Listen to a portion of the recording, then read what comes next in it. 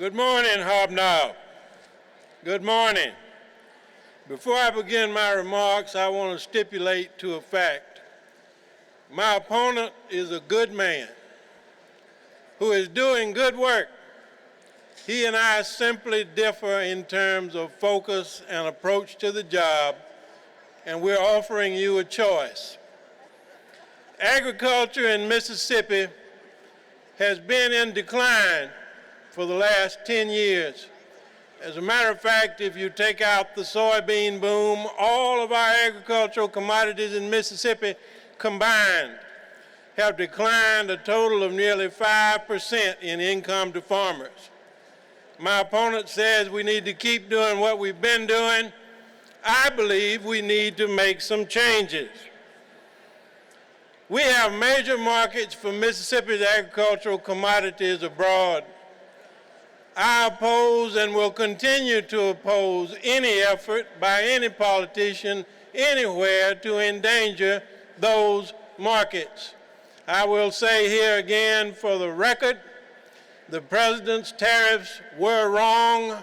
They are wrong-headed. They should be repealed. And I, in the tradition of the old leaders that I grew up under, if I am your commissioner, Mississippi will always come first, regardless of who's in charge in Washington. But you know, we're missing out on a whole lot of money in Mississippi.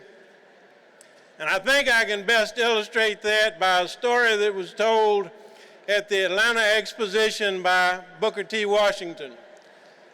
Booker T. Washington referred to a sailing ship that was adrift off the coast of South America, and the folks on the ship were dying of thirst. They had run out of water. They couldn't catch a wind. They were adrift.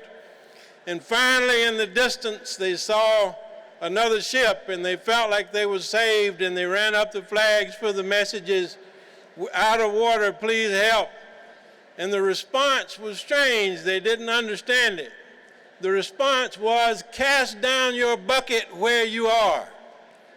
So they sent up the signals again, "We need water."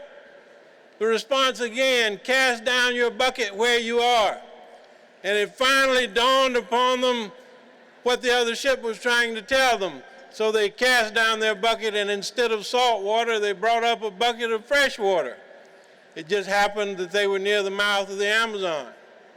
We in Mississippi need to cast down our bucket where we are. 90% of what we eat in Mississippi is produced outside of Mississippi. That represents $6 billion every year that we send out of state and out of the country to pay for the food we eat. Why is that? We have the richest land this side of the Valley Nile. We have the water. We have the people. We have the climate. We have a long growing season.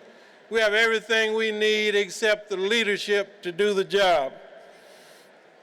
Diabetes type 2, obesity, and heart disease are all epidemics in Mississippi. Part of the reason for that is it costs too much to eat healthy in our state. And another part of that problem is we have food deserts all over Mississippi. How ironic is it that the richest land in the country is a food desert? I want to change that. And as your Commissioner of Agriculture and Commerce, I will work to change that. $6 billion going out of our state every year is a market lost. If we were able to keep $1 billion of that in Mississippi, it would create 13,000 jobs all over the state in every small community. But you know, the professional ribbon cutters really wouldn't like those jobs because they're spread out. And you can't do a photo op in front of a big facility because there are 2 or 3 little jobs here and 4 or 5 little jobs there. But the folks who do the actual business in Mississippi understand that small business is the engine of our economy. I want to take a minute to talk a little bit about Mississippi politics. Over the last 20 years, Mississippi has become more and more divided politically. We've divided up into political tribes, and And for the part that I played in that, sometimes I feel a tinge of regret. But I've done my bit for my tribe. I'm seeking no appointments. I'm at a time in life where ambition is a lot less important than actually getting something done.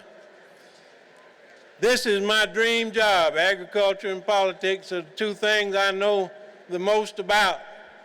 And if you'll elect me your Commissioner of Agriculture and Commerce, I'll focus on this one job, full-time, for you. This will be my job, not a stepping stone. And I want to work for the people of Mississippi.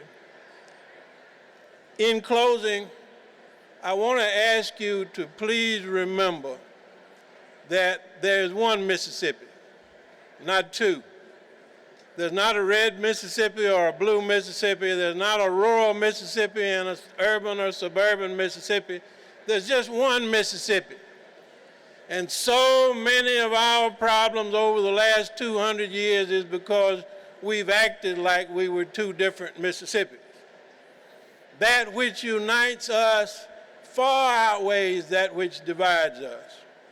I want to spend my remaining energies in my productive years at the service of all Mississippians, not one political party, not one interest, but all of us.